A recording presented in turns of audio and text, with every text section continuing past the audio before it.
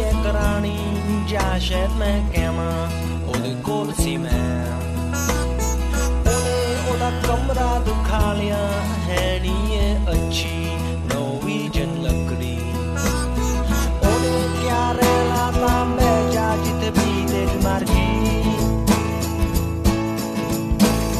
ਮੈਂ ਆਲੇ ਦੁਆਲੇ ਦੇਖਿਆ ਕੋਈ ਉੱਥੇ ਕੋਸੀ ਨਹੀਂ ਸੀ ਮੈਂ ਦੂਰੀ ਤੇ ਬਹਿ ਗਿਆ ਸਮਾਂ ਸੋਚ ਕੇ ਉਹਦੀ ਸ਼ਰਾਬ ਪੀ ਕੇ ਅਸੀਂ 2 ਵਜੇ ਤੱਕ ਗੱਲਾਂ ਕੀਤੀਆਂ ਫੇ ਉਹਨੇ ਕਿਹਾ ਸੌਣ ਦਾ ਸਮਾਂ ਹੋ ਗਿਆ Ramón Lobo, buenos días. Muy buenos días, ¿qué tal? Recién llegado, creo, ¿no? Hace un rato, como quien dice. Sí, ayer estuve en Magallón en un acto precioso que te hubiera gustado. Estuvo también con Seize Judo. Sí, lo sé. Era un homenaje a Elisa Garrido Gracia, que a nadie le dirá nada de este nombre. Es una mujer que era de la CNT, que en la guerra civil pilló en Barcelona, luchó en el frente del Ebro con la CNT, luego marchó a Francia. En Francia estuvo en la resistencia francesa contra los nazis, fue detenida por los nazis, estuvo en varios campos de concentración, acabó en una cadena de montaje de obuses defectuosos, obuses que otros resistentes lo que hacían otras personas detenidas era hacerlos mal aposta para que no pudieran funcionar. Entonces iban ahí y ella se dedicó a sacarles la pólvora, iba guardando un poquito de pólvora e hizo volar en la cadena de montaje. Esta mujer tenía 2 medallas francesas, se la considera una heroína de la Segunda Guerra Mundial. No me digas más, aquí nadie sabía quién era. Aquí, durante 15 años después de la democracia, nadie sabía nada y acaban de hacerle una pequeña calle en su pueblo natal, que era Magallón. Y esta es una mujer que cuando fue a uno de los homenajes llevaba su medalla de teniente de honor de la resistencia y la guardia que estaba en la puerta del cuartel le saludó militarmente, o sea, era considerada una heroína. Y aquí es alguien que no sabemos su historia. Qué bueno. Oye, ¿tienes planes para verano? No, estoy con un nuevo libro y me voy a dedicar al libro y a los gatos y sobre todo a un poco de rutina, que me apetece bastante. Hombre, dedicarte a los gatos, que es a contemplarlos. No, hombre, son muy interactivos, sobre todo Morgan, que está todo el rato encima. ¿Pero tienes que sacarlo? No. No, y me voy a volver a apuntar a la piscina de aquí. Es verdad.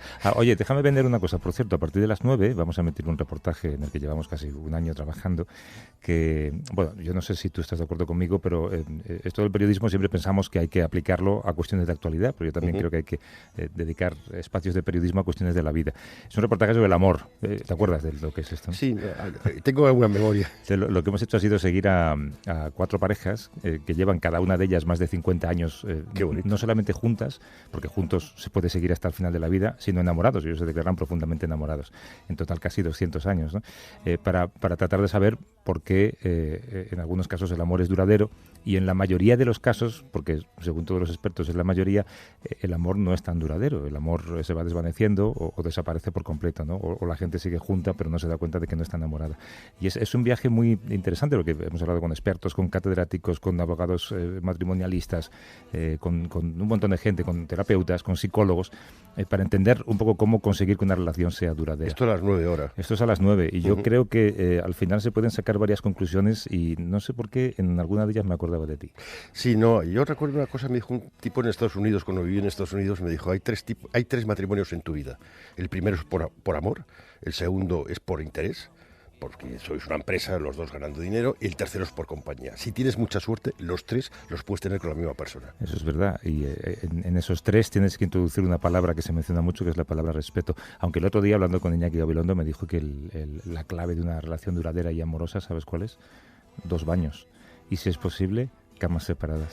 Sí, o incluso yo conocí el otro día en Zaragoza a una mujer que se casó y les va muy bien porque cada uno vive en su casa. Ahí está. 3 días caminando a cielo abierto, a 120 grados el desierto, latinos en aparadores, un hobby para francotiradores.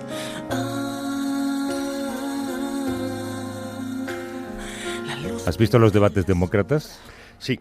Es que a mí me hace gracia empezar por decir que tiene que haber varios porque no caben todos en el mismo escenario prácticamente. Se va a ir reduciendo, yo creo que la plantilla. Hombre, yo creo que han aprendido la lección de Hillary, ¿no? Hay que escorarse hacia la izquierda y por eso hay 3 personas que son Kamala Harris, Elizabeth Warren y Bernie Sanders que prometen eso que los jóvenes más quieren, que son pues eso, universidades gratuitas, un sistema universal, atención a los inmigrantes.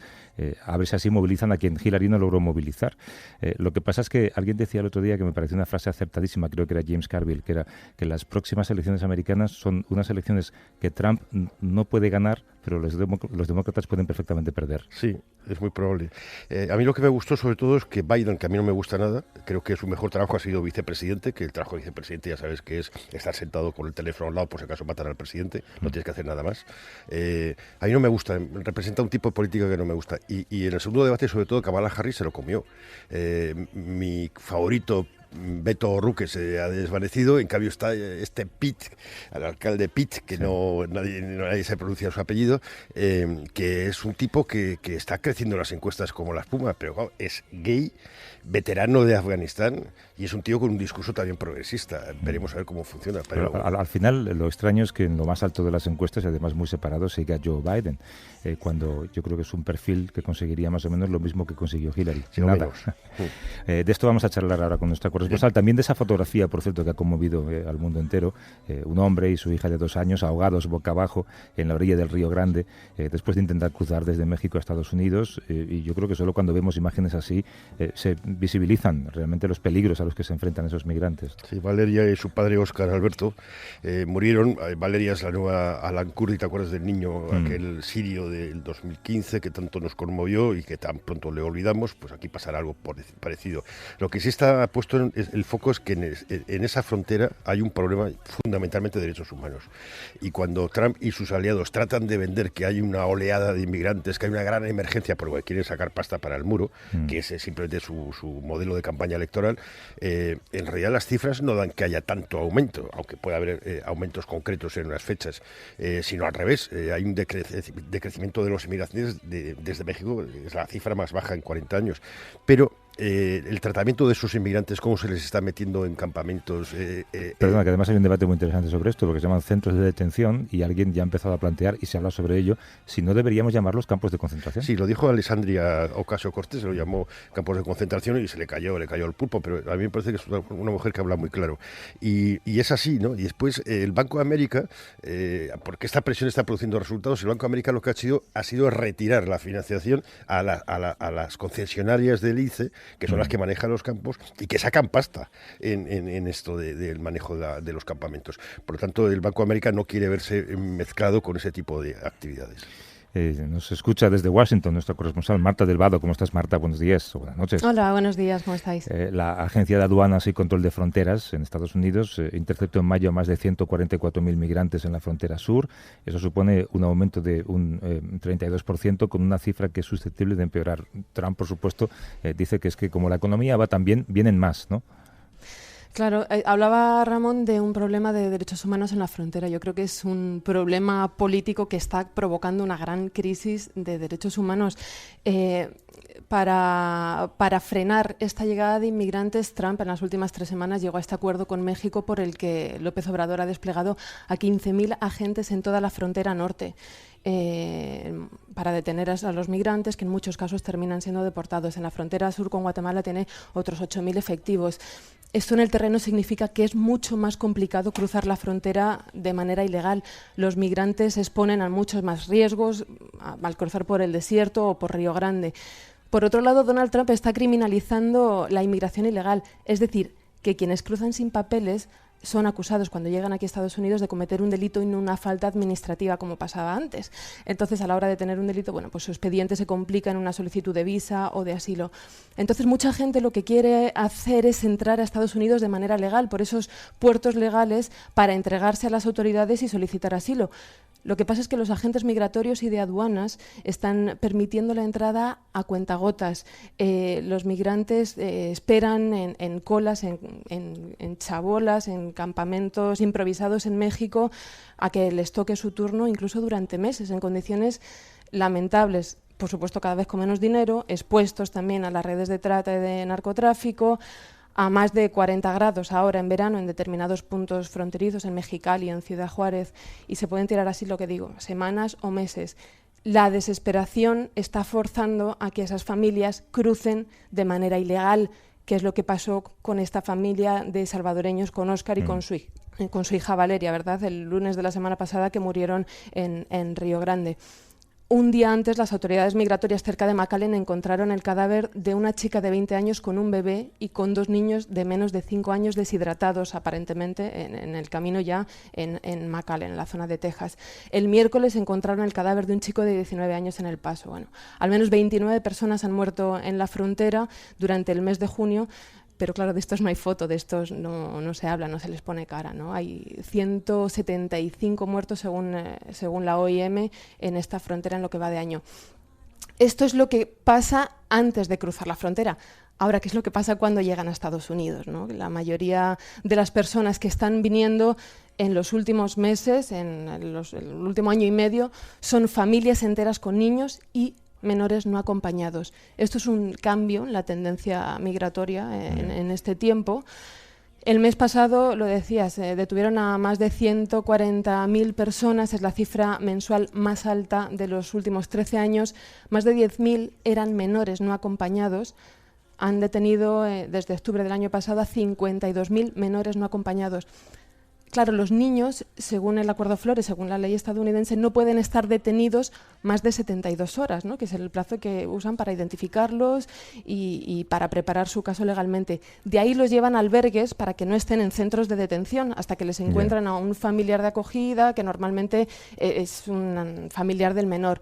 Pero ¿qué pasa? Que los albergues estos están desbordados, no pueden acoger más, no tienen más camas. Entonces mantienen en estos centros de detención para adultos, en realidad, a los niños durante semanas, incluso hasta más de un mes están en estos centros. Lo que hemos visto la semana pasada es que un grupo de abogadas han accedido a uno de ellos, el de Clint, en Texas, y dicen que hay chavales desde 17 años hasta bebés de 5 meses. Según las abogadas, no les permiten ducharse ni lavar su ropa, no les dan jabón, no tienen cepillos de dientes durante semanas. Están hacinados, pasan hambre porque les dan la misma comida a un adolescente que a un niño de 5 años. Duermen en el suelo, en el hormigón, con estas mantas de aluminio. A estos centros los migrantes les llaman las hieleras porque ponen el aire acondicionado muy fuerte, pasan frío. Si se quejan del frío les quitan las mantas, ¿no? Así a modo de castigo. Ha habido brotes de paperas, de varicela, de, por supuesto, piojos, gripe, y estamos hablando de que no pueden lavarse las manos. Las abogadas que han accedido al centro contaban que hay bebés con el mismo pañal durante días.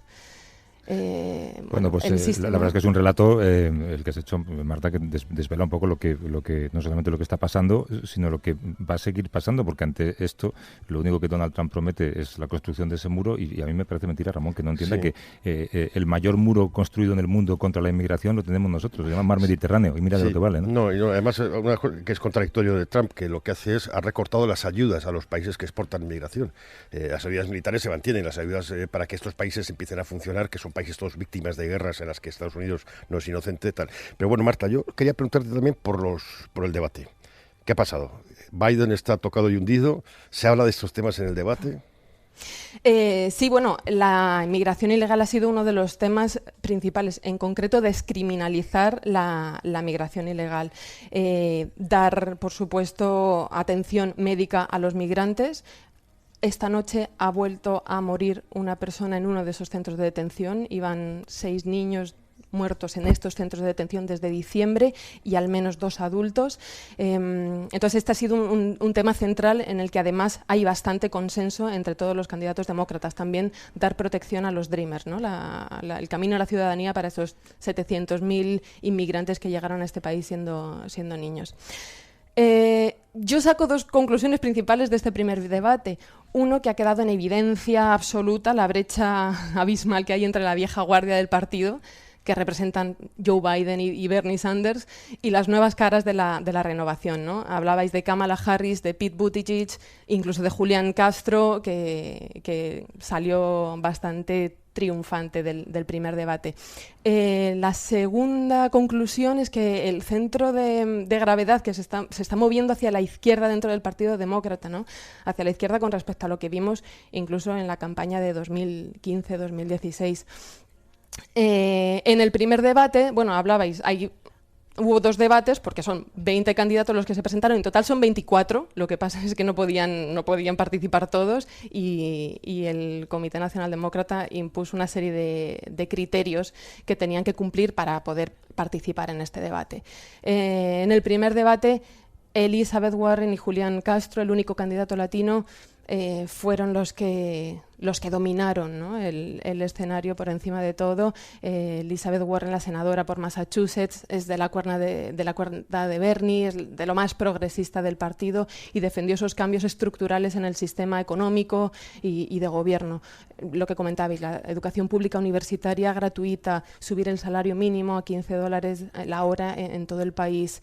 Entre las decepciones de ese día, sin duda, Beto O'Rourke se enzarzó con Julián Castro, que tienen un perfil similar en cuanto a que representan la renovación del partido. Los 2 jóvenes de Texas tienen unas formas muy cercanas, ¿no? Pero Castro, la verdad es que desmontó a Beto hablando del plan migratorio con unos argumentos más sólidos. Y bueno, al final la intención de voto de Beto O'Rourke se bajó casi un punto después de esa intervención. Pero claro, el segundo día fue como el día estrella, ¿no? Cuando estaban los 4 de los candidatos que más apoyo tienen en las encuestas.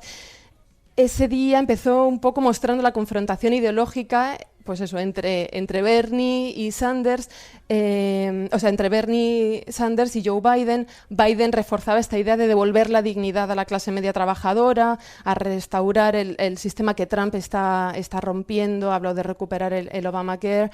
En realidad nada nuevo, o una vuelta al status quo que había durante la era Obama, ¿no?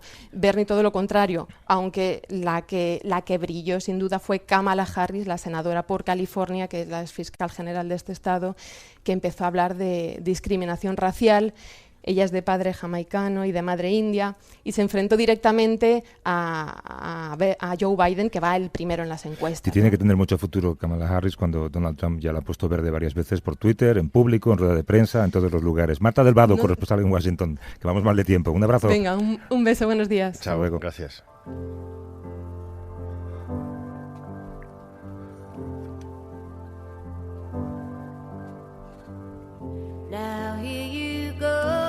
Usamos el mapa solamente para una cosa rápida. Viajamos hasta Hong Kong, una ciudad que vive desde hace unas semanas un maratón de protestas en el que, iba a decir miles, pero vamos, son bastante más de miles, cientos de miles, millones casi, intentan presionar a China en el G20. ¿Qué está ocurriendo exactamente, Ramón? Bueno, hubo un acuerdo cuando la devolución de Hong Kong a China de 50 años de una especie de 2 sistemas, un país, Hong Kong vuelve a ser China, pero tiene que mantener unas estructuras más o menos democráticas. Se está discutiendo esto. No tiene estructuras democráticas porque no hay derecho de voto. Entonces querían aprobar una ley que era la ley que permitía deportar a China a aquellas personas que, bueno, China considere que deben estar en prisión o deben estar fuera de circulación. Y salió, pues, 1 o 2 millones de personas a la calle presionando. Se tuvo que suspender esta ley, o por lo menos aplazarla, y ahora van a por la jefa de Hong Kong, Carrie Lam, que pide su dimisión. Desde Hong Kong nos atiende nuestra amiga, colaboradora, periodista Mónica García Prieto. ¿Cómo estás, Mónica? Buenos días. Hola, buenos días, ¿qué tal estáis? Son manifestaciones que han llegado a congregar a 2 millones de personas de los 7 que hay en Hong Kong. Han hecho mucho ruido. ¿Qué está pasando para que tanta gente se movilice, Mónica?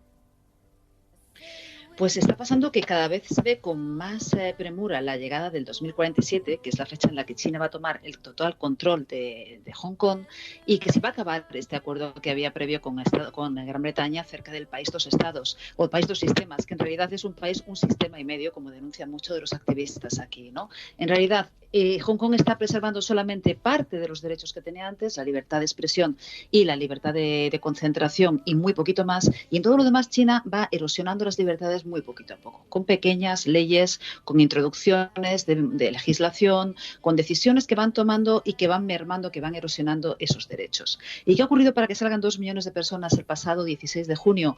Pues muy sencillo, las manifestaciones aquí en Hong Kong tienen 2 características. En primer lugar, como habéis dicho, arrastran a cientos de miles de personas porque la gente joven está tremendamente motivada y es muy consciente de lo que se juega en el 2047 una vez que China tome el control.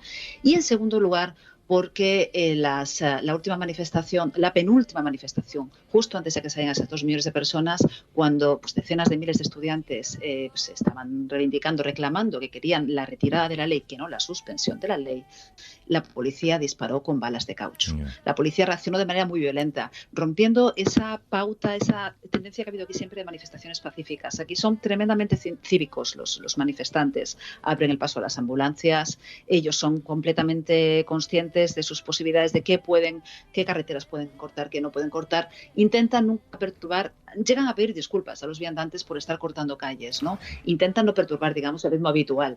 Entonces recogen la basura que dejan después de cada manifestación, es decir, es de un civismo que viniendo de Occidente pues nos puede parecer bastante imponente.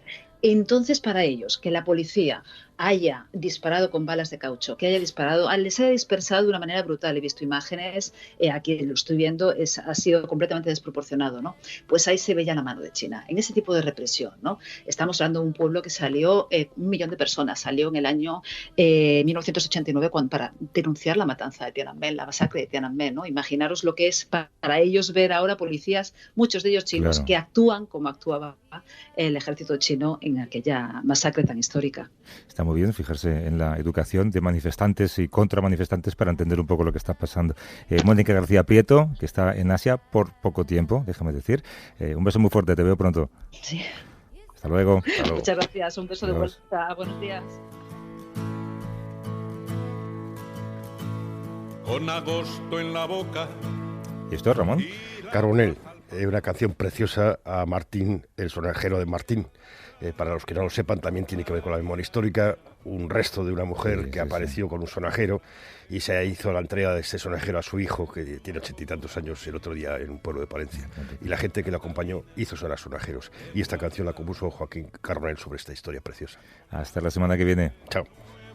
En un pozo sin fin, Catalina le guarda a Martín amenazas de fuego con un Cristo mató,